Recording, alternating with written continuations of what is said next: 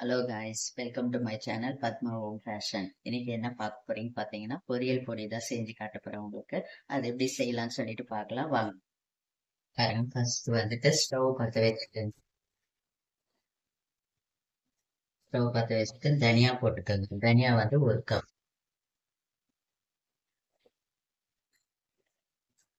தனியா ஒரு கப்பு. அப்புறமா வந்து ஜீரகம் வந்து ஒரு டீஸ்பூன் ஜீரகம் தட்டில் போட்டு வச்சிருக்கேன். இதையும் போட்டுக்கோங்க.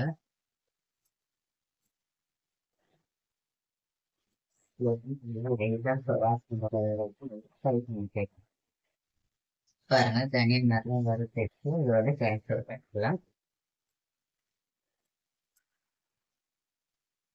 அடுத்தது வந்துட்டு 3/4 கப் வந்துட்டு கடலைப்பருப்பு, 3/4 கப்ல வந்துட்டு உளுந்து. இதையும் நம்ம எண்ணெய் போடாம வந்துட்டு நல்லா வந்துட்டு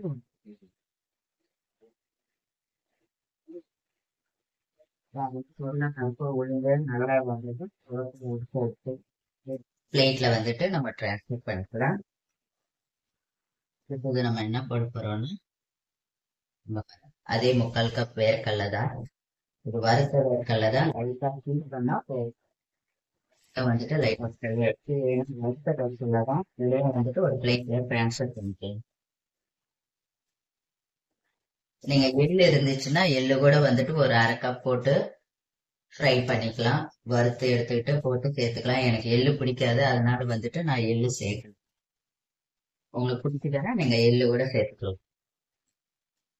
காஞ்ச மிளகா ஒரு 25 மிளகா, காஞ்ச மிளகா இதுவும் வந்துட்டு லைட்டா ஃப்ரை பண்ணி, நம்ம ஏற்கனவே பொரியல வந்துட்டு மிளகா தூள் எல்லாம் போட போறோம். போட்டுதான் செய்வோம் பொரியல. கொஞ்சோண்டு மிளகா இருந்தா போதும். எல்லாமே வெறும் வானிலையில தான் வந்துட்டு வறுக்கணும், எண்ணெய் போடாம வறுத்துக்கணும். பாருங்க, இதுவும் வறுத்து வச்சு இதுவும் வந்துட்டு டிரான்ஸ்ஃபர் பண்ணிக்கலாம். இதை பாருங்க, கருவேப்பிலை ஒரு கைப்பிடி கருவேப்பிலை போட்டுக்கலாம். போட்டீங்கன்னா நல்லா வாசனையா இருக்கும் பொடி. வந்துட்டு ரொம்ப போட தேவையில்லை, ஒரு கைப்பிடி போதும். இதுவும் வந்துட்டு லைட்டா ஃப்ரை பண்ணி, கருவேப்பிலை நல்லா ஃப்ரை ஆயிடுச்சு. ஒரு 1/2 டீஸ்பூன் வந்துட்டு பெருங்காயத்தூள். ஸ்டவ் ஆஃப் பண்ணிடுங்க. பாருங்க, தட்டுல நல்லா வந்துட்டு கொட்டி வச்சிட்டேன் வறுத்துட்டு.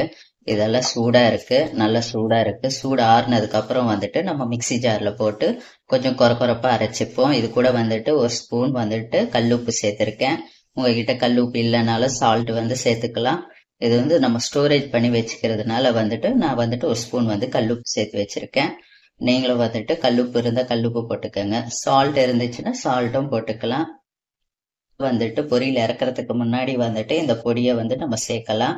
சேர்த்து செஞ்சோம்னா நல்லா டேஸ்டா இருக்கும். அதுக்கப்புறம் எப்படி செய்யலாம்னு சொல்லிட்டு பார்க்கலாம் வாங்க. பாருங்க, நல்லா ஆறிடுச்சு. இது வந்து நம்ம மிக்ஸி ஜார்ல போட்டுக்கலாம். போட்டாச்சு. இது வந்து நம்ம வந்துட்டு கொரப்பா அரைச்சி எடுத்துக்கலாம். அதுக்கப்புறம் என்ன பண்ணலாம்னு சொல்லிட்டு பார்க்கலாம். அரைச்சாச்சு. பாருங்க, இந்த மாதிரி கொரப்பா அரைச்சிக்கணும். ரொம்ப நைஸா அரைக்க கூடாது, அப்பதான் நம்ம சாப்பிடும் போது வந்துட்டு அந்த பருப்பு வந்து நம்ம வந்துட்டு வாயில படும்போது நல்லா இருக்கும் பொரியல்ல போட்டு. போதும், இது போதும். பாருங்க, அரைச்சாச்சு, கொரப்பா அரைச்சாச்சு. இது ஒரு பவுலுக்கு நம்ம மாத்திக்கலாம். பாருங்க, பவுலுக்கு மாத்தியாச்சு. இந்த மாதிரி கொரப்பா இருக்கும். பாருங்க, பொடி வந்துட்டு அரைச்சி எடுத்துட்டு வந்துட்டேன். ரொம்ப நல்ல கொரப்பா அரைச்சி எடுத்துட்டு வந்துட்டேன். இந்த மாதிரி நீங்களும் வீட்டுல வந்துட்டு இந்த மாதிரி பொடி செஞ்சுக்கோங்க. இது வந்து பொரியல்ல போட்டா ரொம்ப டேஸ்டாவும் இருக்கும். நல்லா வந்துட்டு குழம்பு திக்னஸ் ஆகும். நீங்க குழம்பு ஒருவேளை தண்ணியா வச்சீங்கன்னா வந்துட்டு இந்த பொடியை போட்டீங்கன்னா நல்லா திக்னஸ் ஆயிடும். அப்புறமா வந்து துவையல் பண்ணும்போது, துவையல் காய்கறி எல்லாம் வதக்குறீங்க இல்லையா, அது கூட இது ஒரு 4 டீஸ்பூன் போட்டு நம்ம துவையல் பண்ணோம்னா ரொம்ப டேஸ்டாவும் இருக்கும். இதே போல நீங்களும் வீட்ல வந்துட்டு செஞ்சு பாருங்க. செஞ்சு பார்த்துட்டு எப்படி இருக்குன்னு சொல்லிட்டு கீழே வந்து கமெண்ட்ஸ்ல வந்து சொல்லுங்க. Thanks for watching all my videos. Until then, bye from Padma Home Fashion. Take care. Bye.